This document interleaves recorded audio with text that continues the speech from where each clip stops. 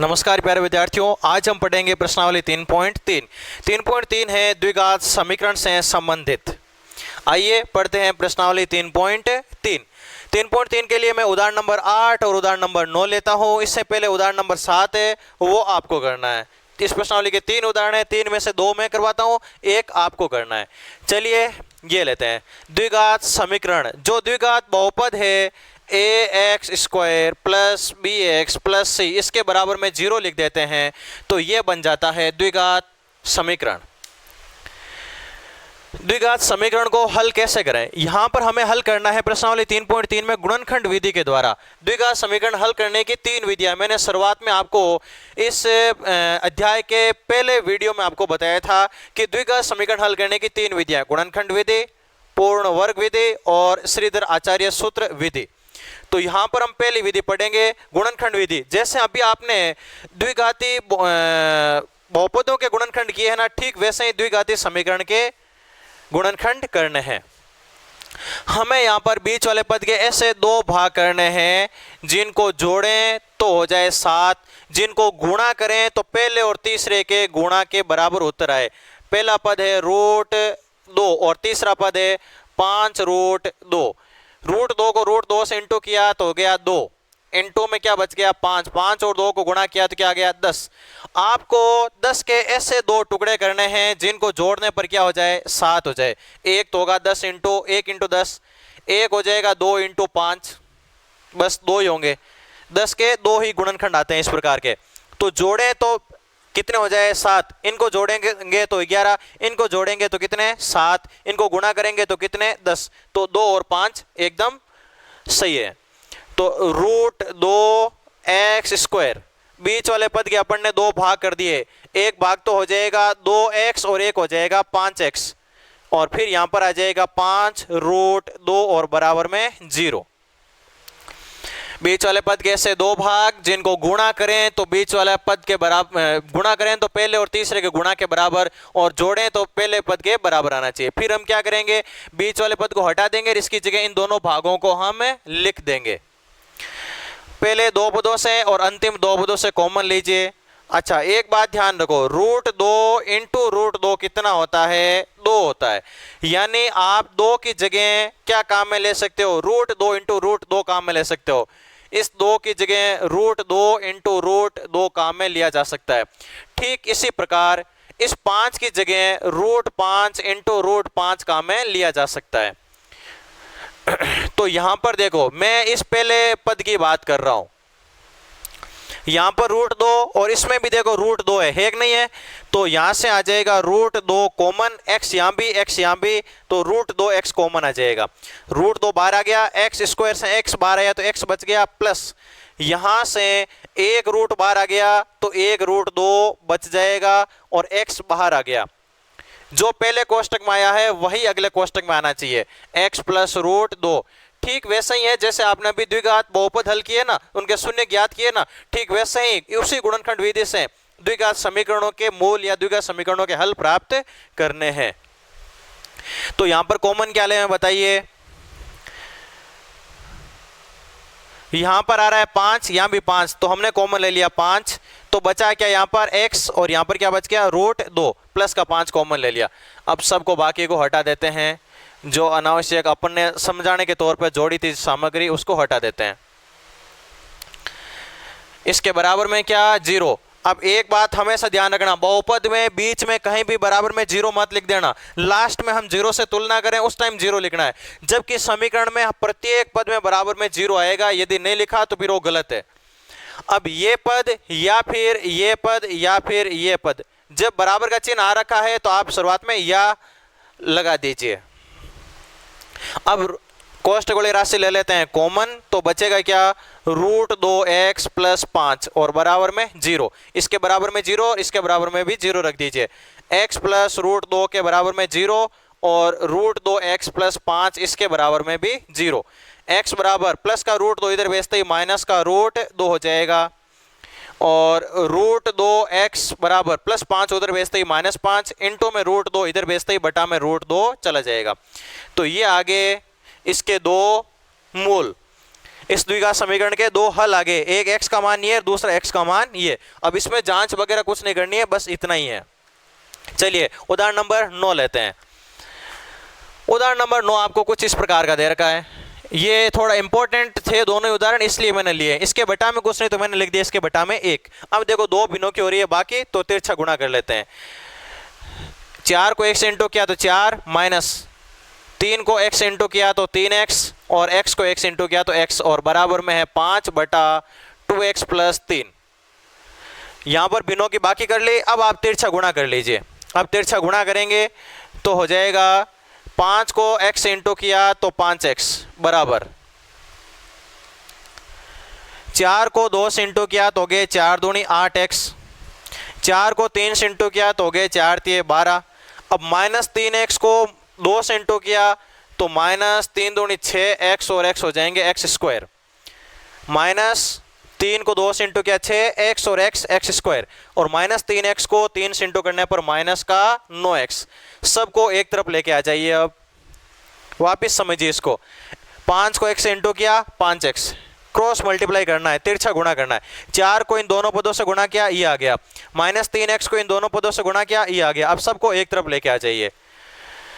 -6x² को इधर लाते ही प्लस का 6x², फिर यहाँ पर प्लस के 5x, और 8x को इधर लाते ही इनको पहले सरल कर लो। देखो 8x और माइनस का 9x, माइनस का x बचेगा, -x को इधर लाते ही हो जाएगा प्लस का x, और +12 को इधर लाते ही -12 बराबर में बचेगा 0। ध्यान रहे क्या किया मैंने, -6x² इधर आते ही प्लस का 5x इधर है ही, और 8x माइनस का 9x, इनको सरल किया तो माइनस का x बचेगा, और -x को इस तरफ लेके आएंगे तो प्लस का x हो जाएगा, और 12 को इस तरफ लाते ही -12। तो ये हो गए 6x² प्लस का 6x, और माइनस में आ गया 12, और बराबर में 0। अब आपको 12 को 6 से इंटू करो, 12 छक होते हैं 12 छक 72। अब हमें इनके ऐसे दो गुणनखंड करने हैं कि उनको जोड़ें तो आए, जोड़ें या घटाएं तो आए 6। इनका योग होना चाहिए 6, और इनका गुणा होना चाहिए 6 इंटू -12 बराबर -72। अब हमें 72 के ऐसे दो गुणनखंड करने हैं कि उनके बीच का अंतर कितने का है, अंतर आए 6 का। तो 72 के गुणनखंड करो, 1 इंटू 72 हो सकता है, 2 इंटू 36 हो सकता है, 3 इंटू 3 का भाग 72 में कितनी बार जाएगा, 24 हो सकता है, या फिर 4 इंटू 18 हो सकता है, या फिर 6 इंटू 12 हो सकता है, या फिर 9 इंटू 8 हो सकता है। ये देख लो इतने भाग होते हैं 72 के। 9 और 8 भी 72 होते हैं, 12 छक 72 होते हैं, 18 चौक 72 होते हैं, 24 तीय 72 होते हैं, 36 दूने 72 और 72 इंटू 72। अब आपको लेनी है ऐसे दो संख्याएं जिनके बीच का अंतर कितने का होना चाहिए, 6 का अंतर। यहाँ तो ज़्यादा है, यहाँ ज़्यादा है, यहाँ भी ज़्यादा, यहाँ भी अंतर ज़्यादा है, यहाँ पर अंतर देखिए कितने का आ रहा है, 12 और 6 में 6 का अंतर है। तो 12 और 6 अपने लिए वाइबल रहेंगे। 6x²। अब बड़ी संख्या किसकी होनी चाहिए, प्लस की होनी चाहिए। तो प्लस का 12x और माइनस का 6x, और फिर माइनस में 12 और बराबर में 0।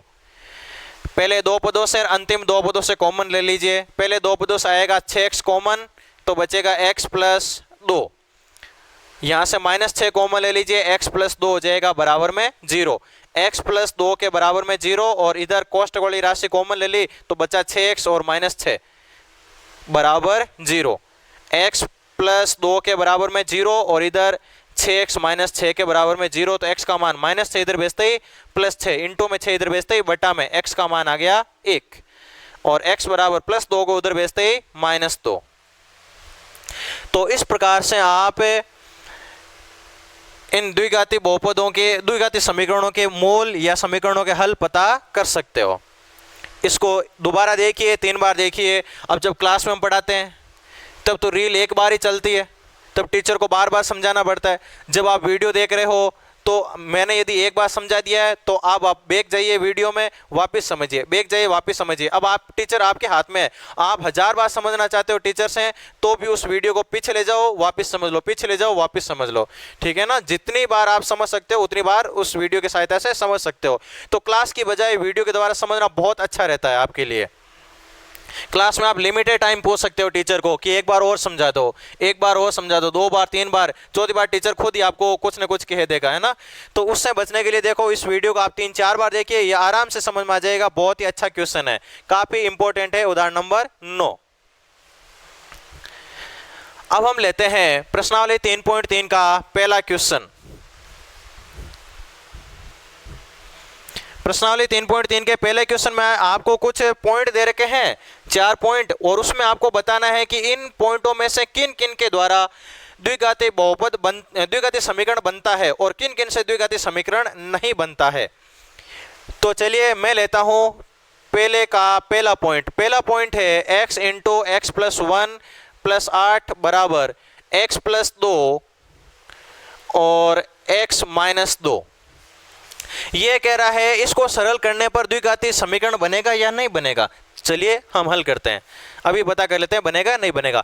x को x से इंटू किया x स्क्वायर, x को 1 से इंटू किया x और प्लस में क्या 8 बराबर a plus B a minus B, क्या हो जाएगा a square minus B square. x square से x square cancel, x plus के 8 माइनस 4 को इधर भेजते प्लस का 4 और बराबर में 0, x प्लस हो गया 12 बराबर 0। क्या ये द्विघात समीकरण है? क्या इस समीकरण में x की उच्चतम घात 2 आ रही है? क्या नहीं आ रही है। तो ये एक द्विघात समीकरण नहीं है, अतः ये एक द्विघात समीकरण नहीं है, ये एक रैखिक समीकरण है। नीचे आपको ये लाइन लिख देनी है। इसका सेकंड पॉइंट लेते हैं। सेकंड पॉइंट आपको दे रखा है x प्लस 2 की घात 3 बराबर x cube minus 4, a plus B का होल क्यूब। आपको सरसमीक आनी चाहिए। a प्लस बी का होल क्यूब बराबर होता है a cube plus 3a square b plus 3a b square और प्लस में b cube. a plus B का whole cube, a cube plus 3a square b 3ab square और b cube. उसकी सहायता से ये हमें होल क्यूब खोलना है। तो शुरुआत में आ जाएगा एक्स क्यूब प्लस 3 इंटू ए का स्क्वायर यानी एक्स स्क्वायर इंटू बी यानी 3 को 2 से इंटू करेंगे तो हो जाएगा 6 प्लस 3ab स्क्वायर, 3 इंटू ए का मान x और b का स्क्वायर यानी 2 का स्क्वायर 4, तो ये हो गए 12x और फिर b का क्यूब यानी 8 और बराबर में है x cube minus 4। x cube को इधर लेके आए माइनस 4 को इधर लेके आए प्लस, बराबर में बचेगा 0। x क्यूब से x क्यूब कैंसिल, यहां पर बच गया 6x स्क्वायर प्लस में है 12x और 8 और ये 4 हो जाएंगे 12 बराबर 0। अब देखो क्या ये द्विघात समीकरण बना? क्या 6x स्क्वायर स्क्वायर का मतलब द्विघाती, तो ये एक द्विघाती समीकरण है, तो लिख देना अतः इससे एक द्विघाती समीकरण बनेगा। चलिए अब हम लेते हैं तीसरा पॉइंट। तीसरा पॉइंट है एक्स स्क्वायर प्लस का 3x प्लस 1 बराबर में आपको दे रखा है x माइनस 2 का होल स्क्वायर। इसको सरल करके आप खुद पता करना कि इससे एक द्विघाती समीकरण बनेगा या नहीं बनेगा। x प्लस 1 बटा x बराबर एक्स स्क्वायर, इसको भी सरल करके देखना क्या इससे एक द्विघाती समीकरण बनेगा या नहीं बनेगा। ये एक द्विघाती समीकरण होगा या नहीं, ये एक द्विघाती समीकरण होगा या नहीं, दोनों को हल करके अब हम लेते हैं दूसरा प्रश्न। और दूसरे प्रश्न के देखिए पहला, दूसरा, चौथा, छठवां, सातवां, आठवां और नौवां, ये पॉइंट आपको हल करने हैं। क्योंकि मैंने ये गुणनखंड विधि से और मैंने गुणनखंड विधि से बहुपद हल करवा दिए और समीकरण हल करवा दिए, तो वो सेम ही तरीका है। जितनी ज़्यादा आप प्रैक्टिस करोगे उतनी ज़्यादा आपकी मैथमेटिक्स अच्छी हो जाएगी। तो इन प्रश्नों को आप स्वयं हल करिए, बहुत ही सरल से बीच वाले पद के 2 भाग करके तुरंत हल करना है। मैं करवाता हूँ आपको 3.3 के दूसरे का तीसरा और पांचवा पॉइंट। तो देखिए तीसरा पॉइंट कैसे हल करेंगे। बीच वाले पद के हमें ऐसे 2 भाग करने हैं कि इन दोनों भागों का योग तो कितना हो जाए बीच वाले पद के बराबर यानी 10, और इन भागों का गुणा कितना हो जाए, गुणा हो जाए पहले और तीसरे पद के गुणा के बराबर। √3 को √3 से इंटू किया 3 और 7, ये हो गए 21, यानी गुणा 21 हो और योग 10 हो, ऐसी संख्या आपको सोचनी है। तो 21 के गुणनखंड कर लो, 1 इंटू 21 होते हैं, फिर 2 का भाग जाता नहीं है, 3 का भाग जाता है, 3 इंटू 7 होते हैं, और उसके बाद में 14 आ जाता नहीं, 14 का भाग जाता नहीं है, बस इतना ही होंगे 21 के गुणनखंड। तो किन का योग 10 हो रहा है, 3 और 7 का योग 10 हो रहा है, तो 3 और 7 हो जाएंगे, एक तो हो जाएगा 3x और एक हो जाएगा 7x। लिखिए यहाँ पर है रूट 3x स्क्वायर, इसकी जगह आ जाएगा प्लस का 3x और प्लस का 7x, और फिर आएगा प्लस का 7 रूट 3 और बराबर में 0। अभी पिछले प्रश्न में, उदाहरण वाले प्रश्न में मैंने बताया था, यहां पर मैं रूट 3 को क्या लिख सकता हूं, 3 को मैं लिख सकता हूं रूट 3 इंटू रूट 3, है ना। तो यहां से क्या कॉमन आ जाएगा, यहां से कॉमन आ जाएगा रूट 3x, तो यहां पर बचेगा x, यहां से एक रूट 3 बाहर आ गया तो एक रूट 3 बच जाएगा, और x एक ही था वो बाहर आ गया, प्लस 7 यहाँ पर 7 ले लिया कॉमन, तो बचेगा क्या, x प्लस रूट 3 और बराबर में 0। क्या दोनों कोष्टकों में समान राशि है, बिल्कुल है। तो कोष्टक वाली राशि ले लीजिए कॉमन, तो बचेगा क्या, रूट 3x और प्लस में 7 और बराबर में 0। x प्लस रूट 3 के बराबर में 0 रख दो, और रूट 3x प्लस 7 के बराबर में 0 रख दो। x बराबर प्लस का रूट 3 इधर भेजते ही माइनस का रूट 3, x का एक मान तो ये आ गया, x बराबर प्लस 7 इधर भेजते ही माइनस 7, और इंटू में रूट 3 इधर भेजते ही जाएगा बट्टा में, ये आ गया x का दूसरा मान। इस प्रकार से ये प्रश्न होगा। अब ये देखिए, पहले तो यहाँ पर दो भिन्नों की जोड़ हो रही है, तिरछा गुणा करके जोड़ कर लीजिए। एक को x माइनस 1 से इंटू करेंगे तो x माइनस 1, प्लस 2 को इनसे इंटू करेंगे तो 2 को x इंटू किया 2x, और 2 को माइनस 2 से इंटू किया -4, बटा भिन्नों के गुणा में, यदि दो भिन्नों का गुणा है, सॉरी दो भिन्नों की जोड़ियां बाकी हो रही है, तो तिरछा गुणा कर लो और बटा वाली संख्या को भी आपस में गुणा करके यहाँ पर लिख दो। x को x से इंटू किया x स्क्वायर, x को -1 से तो -x, -2 को x से तो -2x, और -2 को -1 से तो माइनस माइनस प्लस का 2, ये गुणा हो गया आपस में, यहां लिख दिया ऊपर। उसके बाद में x को इन दोनों से गुणा किया, फिर -2 को इन दोनों से गुणा कर दिया, ये आ गया, और बराबर में चल रहा है अपने 6/x। तो ऊपर सरल करके सही लिख दीजिए, यहां पर है x और 2x हो जाएंगे 3x, -1 और -4 हो जाएंगे -5, बटा में है x स्क्वायर, -x और माइनस के 2x माइनस के 3x, और फिर है प्लस में 2 और बराबर में 6/x। तिरछा गुणा कर लीजिए, 6 को x स्क्वायर से इंटू करने पर 6x स्क्वायर, 6 को -3 से तो 18x, 6 को 2 से तो 12, x को -3 से, सॉरी x को 3 से तो हो जाएगा 3x, और x को -5 से हो जाएगा माइनस का 5x। x को 3x से गुणा किया तो हो गया 3x स्क्वायर, और x को -5 से तो -5x आ गया। अब सबको एक तरफ लेके आ जाइए, 6x स्क्वायर, 3x स्क्वायर इधर आते ही माइनस का 3x स्क्वायर, फिर है माइनस में 18x, 5x इधर आते ही प्लस का 5x, और फिर है प्लस में 12 और बराबर में 0। 6x स्क्वायर में से 3x स्क्वायर घटाएंगे तो बचेगा 3x स्क्वायर, माइनस के 18 प्लस के 5 माइनस के 13x, और फिर है प्लस में 12 और बराबर में है 0। चलिए 13 के ऐसे दो भाग जिनको गुणा करने पर कितने आ जाए, भारतीय 36, 3x स्क्वायर माइनस का 9x और माइनस के 4x कितने हो गए, माइनस के 13, और माइनस माइनस गुणा करने पर प्लस, और 9 चौक होते हैं 36, और इधर गुणा करने पर होना कितना चाहिए, भारतीय 36, तो 36 ही होना चाहिए, 36 ही हो रहा है। तो ये इस प्रकार इसके दो भाग हो गए। अब इसको आप आगे हल कर सकते हो, ठीक है। पहले दो पदों से, अंतिम दो पदों से कॉमन लेकर इस प्रश्न को आसानी से पूरा हल कर लेना। तो ये था अपने दूसरे का दूसरा और 5वां पॉइंट। अब लेता हूं मैं आगे 10वां और 11वां पॉइंट, वो भी थोड़े इंपॉर्टेंट हैं। पहले लेते हैं 10वां और उसके बाद में लेते हैं हम 11वां बिंदु। दूसरे प्रश्न का 10वां बिंदु है 4x स्क्वायर माइनस के 4a स्क्वायर x, और फिर प्लस में दे रखा है a4 माइनस b4 बराबर 0।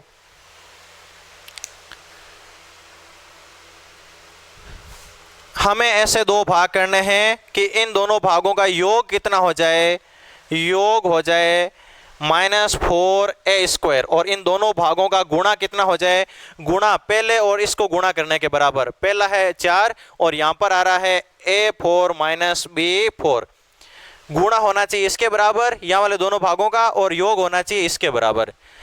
चलो हम हमेशा गुणा वाले भाग के गुणनखंड कर लेते हैं। इसके गुणनखंड कर लो।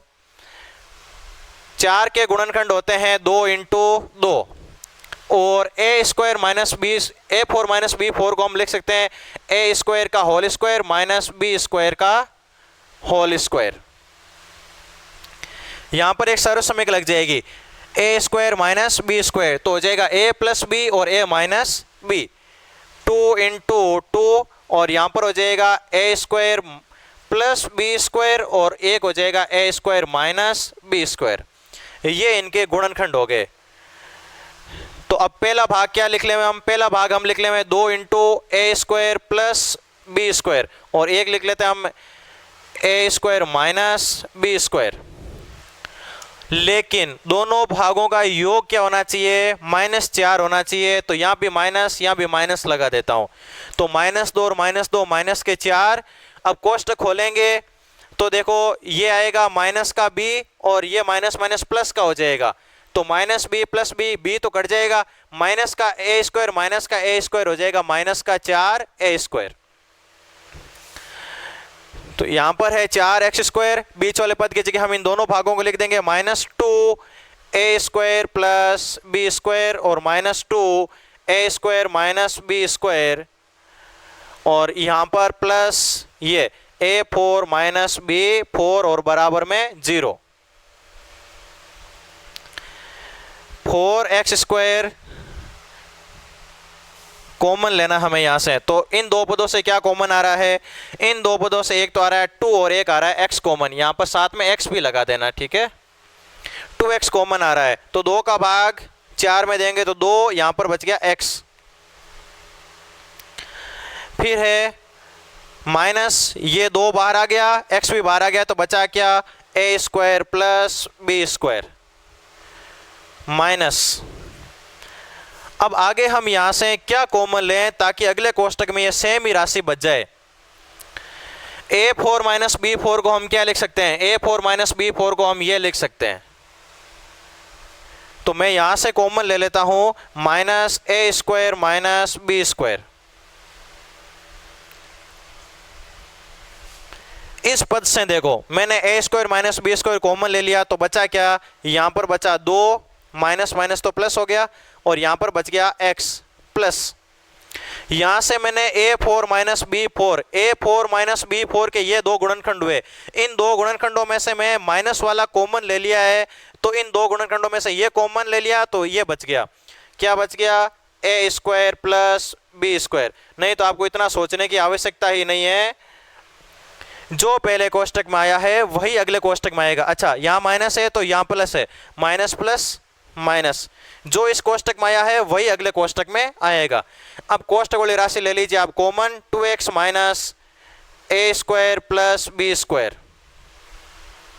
इसके बराबर में 0 भी लिख देना।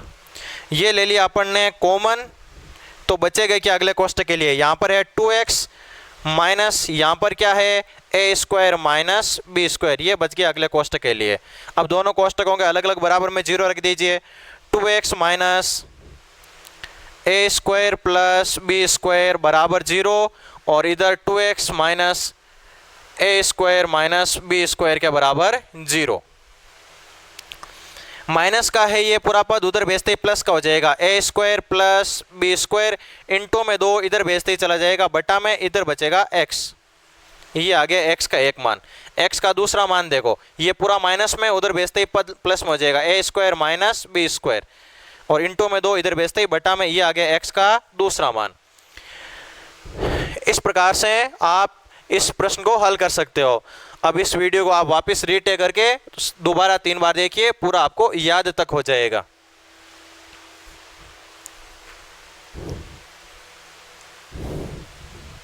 चलिए अब लेता हूं मैं 11वां क्वेश्चन।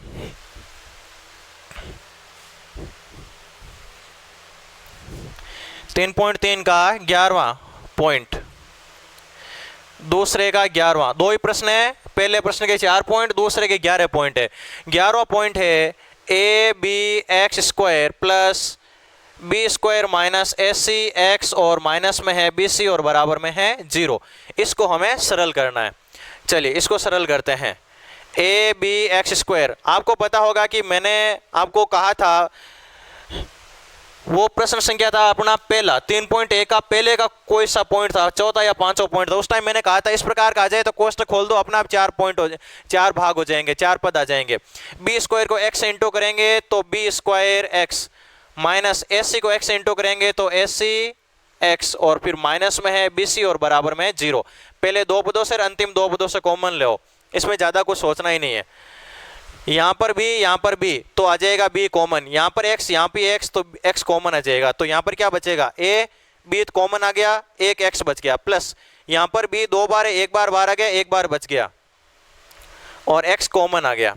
अब सेम ही राशि अगले कोष्टक में आएगी। यहाँ से आप माइनस, देखो यहाँ पर c है, यहाँ पर भी c है, तो माइनस c कॉमन ले लो, तो क्या बचेगा, यहाँ पर a x और यहाँ पर क्या बचेगा प्लस का b बराबर 0। देखो minus minus plus, minus minus, यहाँ भी प्लस। अब ए एक्स प्लस बी ले लिया कॉमन, कोष्टक वाली राशि कॉमन ले लिया, तो क्या बच गया यहाँ पर बी एक्स और यहाँ पर क्या बच गया माइनस सी और बराबर में 0। ए एक्स प्लस बी के बराबर में 0 और इधर बी एक्स माइनस सी के बराबर में भी 0। ए एक्स बराबर प्लस का बी इधर भेजते ही माइनस में, इंटू में ए इधर भेजते ही बटा में, ये आ गया एक्स का मान। x बराबर माइनस से इधर भेजते ही प्लस से, इंटू में b इधर भेजते ही चला जाएगा इंटू वाला b बटा में, ये भी आ गया x का एक और मान। इस प्रकार से ये थी अपनी प्रश्नावली 3.3। आगे हम पढ़ेंगे 3.4।